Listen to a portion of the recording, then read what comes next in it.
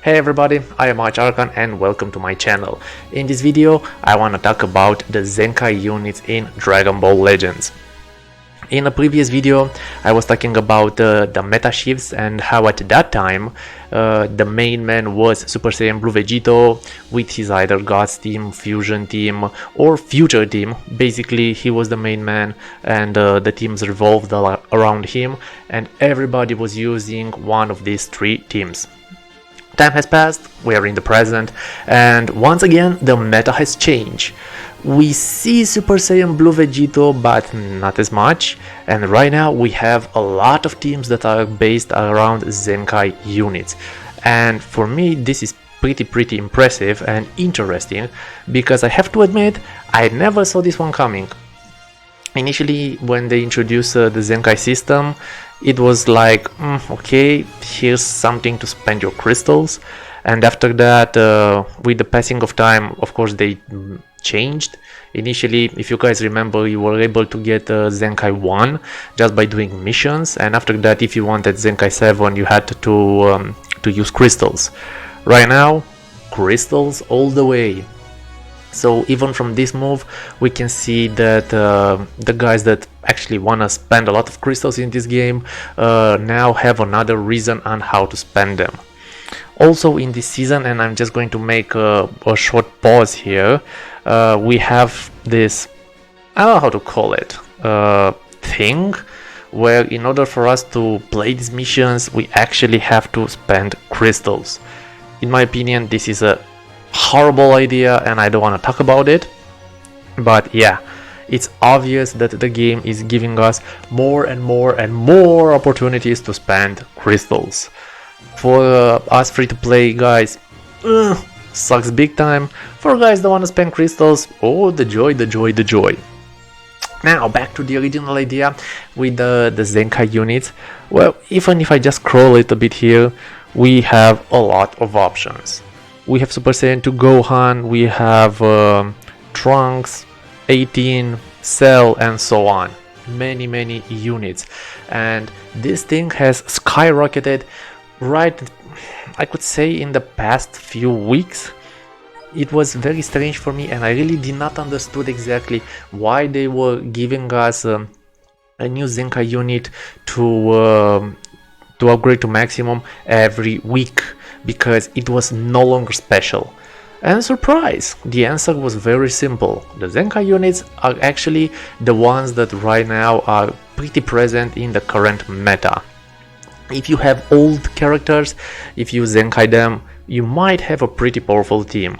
And here I want to really talk about Super Saiyan 2 Gohan, our first and probably one of the awesome characters that is a Legends Limited and has legendary finish. Beerus was disappointing, but Gohan, my god. If you guys played in PvP in this season, you for sure met him, and if you met him at Zenkai 7, Jesus. I'm very happy that Bandai has given him justice, and just like the time when he was introduced, he is once again a one-man show. The damage output, my god. His main ability, my god. And yeah, right now with either old hybrids or new hybrids, you can have a pretty cool team. I saw some guys that were also using Gohan and Son family. Very good idea, totally loved it. And if I would had Gohan at 7 stars, I gotta tell you, I would awaken him at least until Zenkai 3. Now, if you look in my roster, I don't have any Zenkai units except the ones that were free in my team, and it is very funny. When I initially made this team, it was a joke. I made it just to have fun, and it turns out I actually did a very good job with it, because right now in this season, this is my main team. I have my Super Saiyan Blue Vegito teams, but yeah, this one is a little bit better, and it was quite surprising for me. And this is where the discussion starts. I mean, we had Super Saiyan Blue Vegito, we had new banners, we had those 999 banners, a lot of new units introduced, then we had the step up with Majin Vegeta, and yet, right now, a lot of teams are being built with old units with Zenkai. Interesting, very, very interesting. From my point of view, weird. That's the one word I can use to describe this, because yeah, I'm not a fan of spending crystals on old units. There are some for which I might make exceptions, but like Gohan, I already mentioned him, but overall no. And yeah, at some point when I was actually active on different groups, I saw that people were trying to convince the community about how good some Zenkai units are. And here I wanna mention my good friend Android 16. When he got his Zenkai, he was supposed to be the Super Vegito Destroyer, the Super Saiyan Blue Vegito Destroyer, because he was green and oh my god, oh my god, oh my god. However, right now, in PvP, I think I saw him in one match, and from all the units that have received Zenkai, he is not there. Trunks, his bench, and Super Saiyan 2 Gohan, the purple one, he's nowhere to be seen. Beerus, long gone. And my question for you guys is, why should we spend crystals? I really cannot find the answer. For Gohan, it is obvious. I mean, when you have such a powerhouse like Gohan, it is obvious that you are going to be able to use him. Right now we have Vegito and Majin Vegeta, which are blue, and yet Gohan is pretty damn impressive. Of course, for me, both Vegito and Vegeta are at 3 stars. I have no idea how it is for you guys that have these characters at, I don't know, 6, 7 or more stars. But from personal point of view, I am pretty happy with the damage output we have from Gohan, even when he has color disadvantage. Besides from that, the only other Zenkai unit that has actually caught my attention besides Gohan, it was Android 18.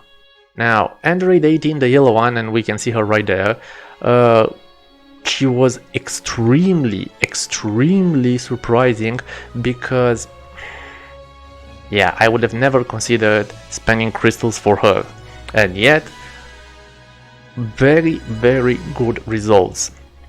And this is one of the weird things for me. If some Zenkai units are so much better than the others, how do we make the decision on which one of them should we actually upgrade to maximum? If you look at the big channels, yeah, every time those guys are going to spend crystals, they are going to tell you that, yeah, this is the unit, you have to go and spend your crystals. And after that, if you actually do it, you might be disappointed, sorry. So here's my recommendation for you guys. First of all, don't believe anything you hear, just go and test it for yourself. Play PvP matches and see exactly who destroys you the easiest. Yeah, maybe it's a terrible advice, but it's a free advice. And for me, that's how I know that 18 and Gohan are actually extremely strong at the moment. Because when I encountered them in PvP, I actually had big issues against them, and Gohan teams are really tough to beat. Considering the fact that some old hybrids can provide pretty impressive boost, yeah, we have teams that have over 2500 ability bonus, and Zenkai 7 Gohan with that much ability bonus, if you don't rush him. So that's my conclusion, guys. Here, that is my conclusion. It is obvious that the game is going to offer us a lot of opportunities to spend crystals. If you go all in and spend for everything, then this game might turn from pleasure to frustration, because some of the units are not going to give you what you are hoping for. Take your time, play the game, enjoy it, and if you see something that is actually worth it, then go for it. I'm really curious what is your opinion about this subject. For me, as you can see, in this season I am really enjoying PvP. I'm trying to keep myself around rank 9000, something like that.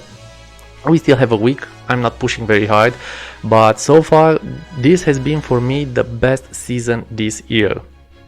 The competition is awesome and the teams are quite versatile. When we only had Super Saiyan Blue Vegito versus Super Saiyan Blue Vegito, after one season it was just like last year. The same crap over and over and over. But now we have Vegito, we have Vegeta, we have Zenkai, we have that and that and that and that. A lot of teams. And for me this is what is the most important and I really enjoy it. To have options and to have variety. Without variety it's boring. For me at least. Well guys, thank you for watching. Until next time, I am ArchArchon. Enjoy your PvP matches. Bye guys.